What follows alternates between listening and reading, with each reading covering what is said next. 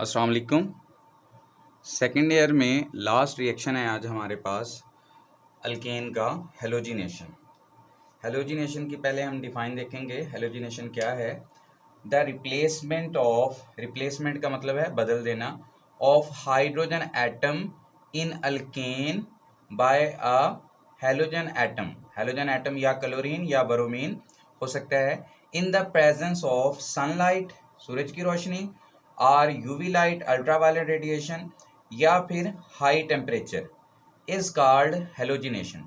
The replacement of hydrogen atom in alkane by a halogen atom, chlorine और bromine, in the presence of sunlight, ultraviolet light और high temperature is called halogenation. Replacement का मतलब होता है hydrogen पहले लगा हुआ है उसको उतार के वहां पे क्या लगा देना, कोई हेलोजन एटम लगा देना। वो क्लोरीन हो सकता है या ब्रोमीन हो सकता है। हाइड्रोजन को हटा के हेलोजन एटम लगाने के लिए हमें क्या चाहिए? सनलाइट चाहिए या सूरज की रोशनी या अल्ट्रावायलेट रेडिएशन, या फिर क्या चाहिए? हाई टेम्परेचर चाहिए। ठीक है, तो उससे क्या होगा, हाइड्रोजन एटम की बजाय क्लोरीन एटम या ब्रोमीन अटैच हो जाएगा, तो उसे हम कहेंगे हेलोजिनेशन। ठीक हो गया। अब हेलोजन एटम हैं कौन कौन से? फ्लोरीन, क्लोरीन, ब्रोमीन और आयोडीन। ये हमारे पास हेलोजन फैमिली है जिसके ये एलिमेंट हैं। अब रिएक्टिविटी ऑर्डर की अगर हम बात करें तो रिएक्टिविटी ऑर्डर में अगर हम देखें तो फ्लोरीन जो है वो पहला मेंबर है हेलोजन फैमिली का। ये हाईली वायलेंट रिएक्शन देता है, ये बहुत स्पीड से रिएक्शन देता है। ठीक है, उसका नतीजा ये निकलता है कि अल्केन में से कुछ मालिक्यूल्स में से सारे के सारे हाइड्रोजन निकाल देगा ये फ्लोरीन, तो अकेला कार्बन ब्लैक बच जाएगा। ठीक है, हाइड्रोजन निकलने की वजह से वो हाइड्रोजन फ्लोराइड बना देगा, और कुछ मालिक्यूल में एक से ज़्यादा जो है वो हाइड्रोजन रिमूव हो जाएंगे और फ्लोरीनेटेड अल्केन बन जाएगा। मतलब हमारे पास मिक्सचर बन जाएगा हाइड्रोजन फ्लोराइड, कार्बन ब्लैक और फ्लोरीनेटेड अल्केन का। ठीक है, तो फ्लोरीन तो बहुत ज़्यादा स्पीड से रिएक्शन देता है। ठीक है, हाईली रिएक्टिव है। आयोडीन जो है वो इसके बिल्कुल ऑपोजिट है। आयोडीन का जो रिएक्शन है वो वेरी स्लो है और रिवर्सिबल है, मतलब रिएक्शन फॉरवर्ड भी चलता है और रिएक्शन रिवर्स भी चलता है। तो ये रिएक्शन वेरी स्लो भी है और रिवर्सिबल भी है। ठीक है, तो ये दोनों फ्लोरीन और आयोडीन का जो है वो तो हम रिएक्शन फिर बहुत कम यूज़ करते हैं या नहीं करते, आप समझ लें। तो जो रिएक्शन कंट्रोल्ड हैं और सही प्रोडक्ट की फॉर्मेशन भी होती है, तो वो है हमारे पास क्लोरीन और ब्रोमीन। इन दोनों के रिएक्शन जो होते हैं वो गुड एनफ हैं, कंट्रोल भी हो जाते हैं और प्रोडक्ट भी हमारे पास सही बन जाते हैं। ठीक है, अब हेलोजिनेशन का मैकेनिज्म क्या है? हेलोजिनेशन का रिएक्शन कैसे होता है? Free radical mechanism is involve consisting of 3 steps. ठीक है, ये बिलीव किया जाता है कि जो हेलोजिनेशन का रिएक्शन है वो फ्री रेडिकल मैकेनिज्म के थ्रू होता है, और ये वाला जो रिएक्शन है वो 3 स्टेप्स पर मुश्तमिल है। ठीक है, कंसिस्ट ऑफ 3 स्टेप्स, 3 स्टेप्स पर मुश्तमिल है। पहला है हमारे पास स्टेप नंबर 1, इनिशिएशन, इनिशिएट करना। इनिशिएट का मतलब होता है स्टार्ट करना। ठीक है, पहला स्टेप है इनिशिएशन, जिसमें क्या होता है, क्लोरीन बाउंड क्लोरीन जो हमारे पास एलिमेंट की फॉर्म में है, मॉलिक्यूल की फॉर्म में है। अब ये क्या होगा, सनलाइट, सूरज की रोशनी, या इधर हाई टेम्परेचर भी लिख सकते हैं, यूवी भी लिख सकते हैं। ठीक है, सनलाइट, डिफ्यूज सनलाइट होती है मोस्टली, तो उसकी प्रेजेंस में जो है वो क्या होगा, क्लोरीन बाउंड क्लोरीन जो है ना यहाँ से ब्रेक होगा। इसे हम कहते हैं होमोलिटिक ब्रेकेज। ठीक हो गया, equal breakage bound, equal bound breakage भी इसे कहते हैं। इसका क्या मतलब है? इसका मतलब है कि इस क्लोरीन का जो इलेक्ट्रॉन है, फॉर एग्जांपल ये मैं डॉट की शक्ल में लिख देता हूँ, और इस क्लोरीन का इलेक्ट्रॉन क्रॉस की शक्ल में, तो ये बाउंड इक्वल ब्रेक होगा। मतलब ये क्लोरीन अपना इलेक्ट्रॉन ले लेगा और साथ वाला क्लोरीन जिसने पहले बाउंड के लिए इलेक्ट्रॉन शेयर किया था वो अपना इलेक्ट्रॉन ले लेगा। एज अ रिजल्ट क्या होगा, इस क्लोरीन के पास एक अनपेयर्ड इलेक्ट्रॉन बच जाएगा और इस क्लोरीन के पास भी एक अनपेयर्ड इलेक्ट्रॉन बच जाएगा।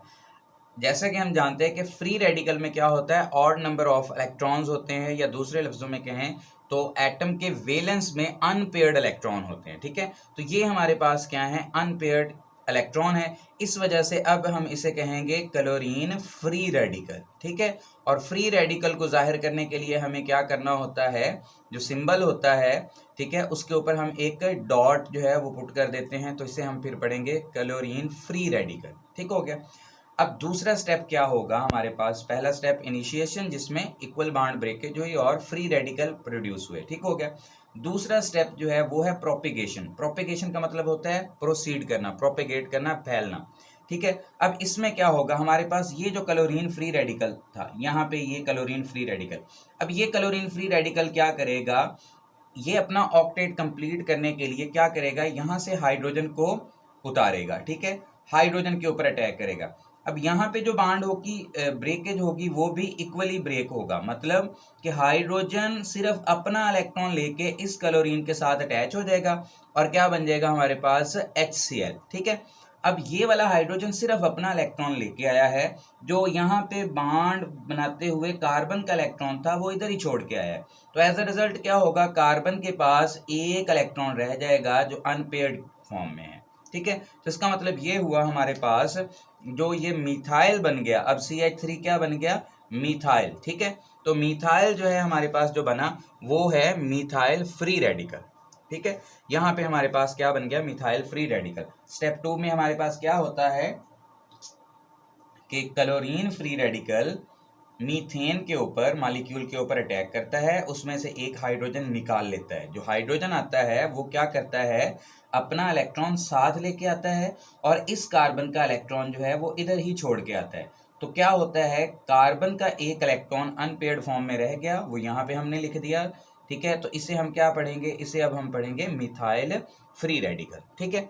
अब नेक्स्ट स्टेप में हमारे पास क्या होगा, ये जो मिथाइल फ्री रेडिकल बना है हमारे पास, अब ये क्या करेगा, अब ये दूसरे क्लोरीन एटम के ऊपर, ठीक है, मॉलिक्यूल के ऊपर सॉरी, अटैक करेगा, ठीक है। अब ये क्लोरीन यहाँ पे इनके दरमियान दोबारा होमोलिटिक ब्रेकेज होगी, तो ये मिथाइल इस क्लोरीन पे अटैक करेगा और ये क्लोरीन जो है अपना एक इलेक्ट्रॉन लेकर, ठीक है, यहाँ से बॉन्ड ब्रेक करेगा और मिथाइल के साथ जुड़ जाएगा।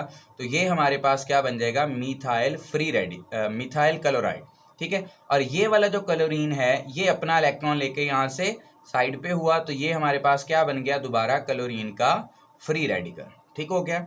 सेकंड स्टेप में इसमें हमारे पास क्या है, जो मिथाइल फ्री रेडिकल बना था उसने मॉलिक्यूलर क्लोरीन के ऊपर अटैक किया, उसमें से एक क्लोरीन का एटम निकाल लिया, अपने साथ अटैच कर लिया, तो वो क्या बन गया, मिथाइल क्लोराइड, प्लस क्या बन गया हमारे पास, क्लोरीन फ्री रेडिकल।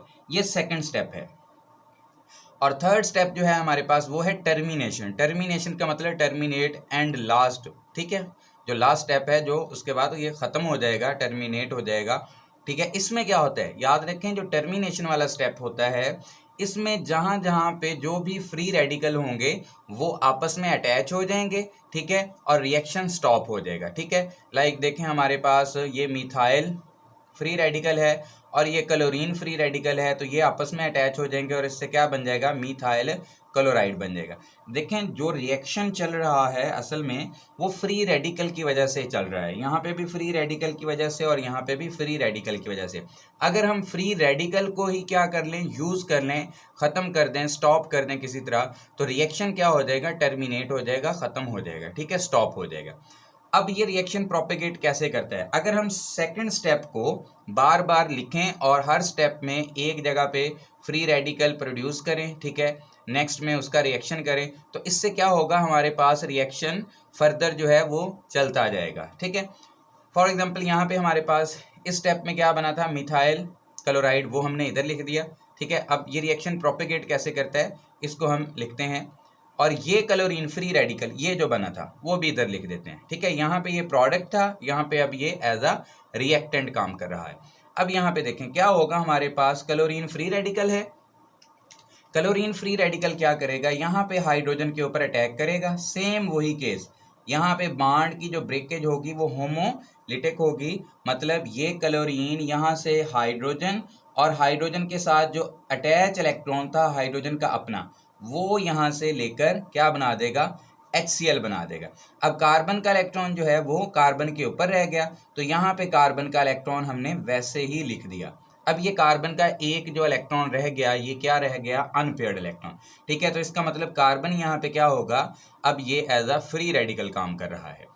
अब ये फ्री रेडिकल क्योंकि ये स्टेबल नहीं है, ये दोबारा क्या करेगा, क्लोरीन के ऊपर अटैक करेगा, मॉलिक्यूलर क्लोरीन के ऊपर। ये फ्री रेडिकल ये अटैक करेगा आगे इस क्लोरीन के ऊपर जो मॉलिक्यूलर फॉर्म में है। अब यहाँ पे क्या होगा, दोबारा बॉन्ड की ब्रेकेज होमोलिटिक होनी है, ठीक है। मतलब क्लोरीन अपना ये वाला अब इलेक्ट्रॉन लेके किसके पास आ जाएगा, इस कार्बन के पास। तो एज अ रिजल्ट क्या होगा हमारे पास यहाँ पे कार्बन बॉन्ड क्लोरीन बन जाएगा। एक क्लोरीन तो इधर चला गया, बाकी एक क्लोरीन वो अपना इलेक्ट्रॉन लेके क्या बना देगा, दोबारा फ्री रेडिकल। अब नेक्स्ट स्टेप में क्या होगा, इसी चीज को उठा के हम इधर ले आते हैं। ठीक है, ये कार्बन लिख दिया, क्लोरीन लिख दिया, ठीक है, ये नीचे हाइड्रोजन, ये ऊपर क्लोरीन और ये साइड पे हाइड्रोजन। अब ये वाला क्लोरीन ये क्या करेगा, अगले स्टेप में ये क्या करेगा, इस स्टेप में ये दोबारा यहाँ से हाइड्रोजन को रिमूव करवाएगा।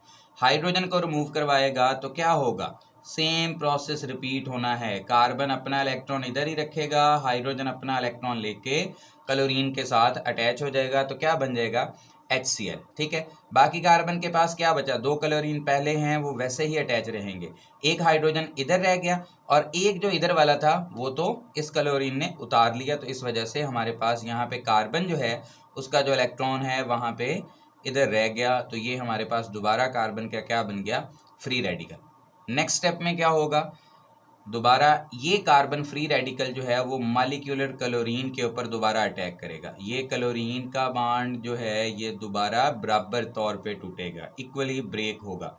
ठीक है, ये क्लोरीन को अपने साथ ये कार्बन अटैच कर लेगा। तो हमारे पास ये कार्बन, दो क्लोरीन उसके पहले अटैच हैं वो वैसे ही रहेंगे। ठीक हो गया, एक तीसरा क्लोरीन यहाँ पे आके इस जगह अटैच हो गया, हाइड्रोजन जो पहले है वो वैसे ही रहेगा।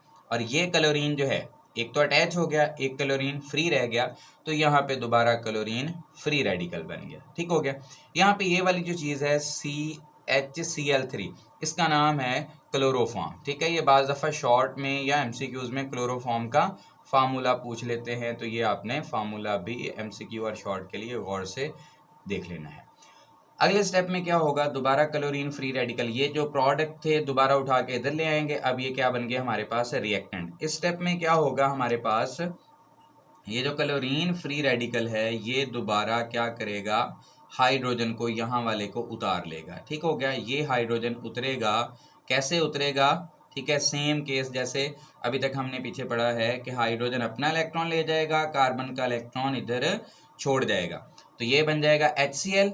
कार्बन का इलेक्ट्रॉन इधर रह गया तो कार्बन क्या बन गया जी हमारे पास, कार्बन बन गया फ्री रेडिकल। ठीक हो गया, नेक्स्ट स्टेप में दोबारा वही होगा, कार्बन फ्री रेडिकल जो बना हुआ था वो मॉलिक्यूलर क्लोरीन को ब्रेक करेगा और क्या करेगा जी, उसका एक Cl उतार के अपने साथ अटैच कर लेगा।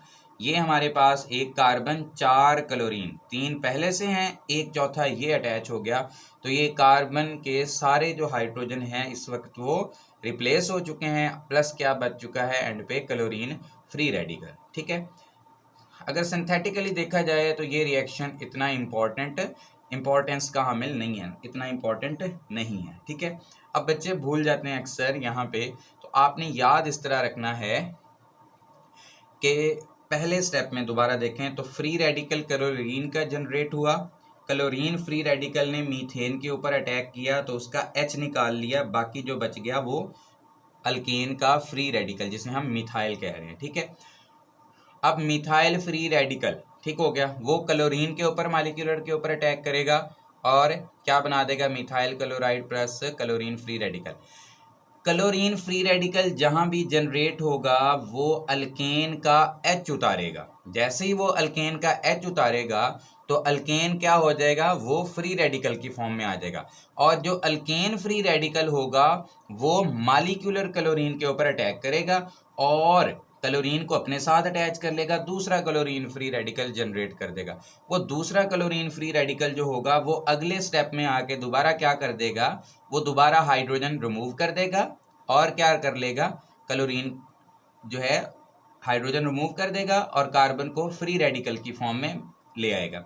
ये दोबारा फ्री रेडिकल क्या करेगा, मॉलिक्यूलर क्लोरीन के ऊपर अटैक करेगा। ये स्टेप रिपीट होता जाएगा। ठीक है, हर स्टेप में क्या होगा, क्लोरीन फ्री रेडिकल हाइड्रोजन उतारेगा, अगले स्टेप में क्या होगा, जो क्लोरीन तो हाइड्रोजन लेके साइड पे हो गया, जो अल्केन का फ्री रेडिकल बना, कार्बन का जो फ्री रेडिकल बना वो अगले स्टेप में मॉलिक्यूलर क्लोरीन के ऊपर अटैक करेगा। इस तरह क्या होगा हर स्टेप में। ठीक है, एक हाइड्रोजन रिप्लेस होता जाएगा और क्लोरीन फ्री रेडिकल जो है वो हाइड्रोजन को लेके साइड पे, और अगले स्टेप में क्या होगा, वही अल्केन दोबारा मॉलिक्यूलर क्लोरीन के ऊपर अटैक करेगा। ठीक है स्टूडेंट्स, ये आपने अच्छी तरह समझ लेना है और उसके बाद इसे आपने 2-3 बार प्रैक्टिस करना है। ठीक है, 1-2 बार देख के और फिर 1-2 बार ज़बानी भी जो है वो प्रैक्टिस करना है, ताकि ये आपका कॉन्सेप्ट क्लियर हो जाए। पेपर पॉइंट ऑफ व्यू से ये लॉन्ग क्वेश्चन में आपको आ सकता है। इसका रिएक्टिविटी आर्डर जो है ये वाला, ये एमसीक्यू में पूछा जा सकता है, और ये डिफाइन जो है वो शॉर्ट आंसर क्वेश्चन के लिए भी पूछी जा सकती है। अल्लाह हाफिज़।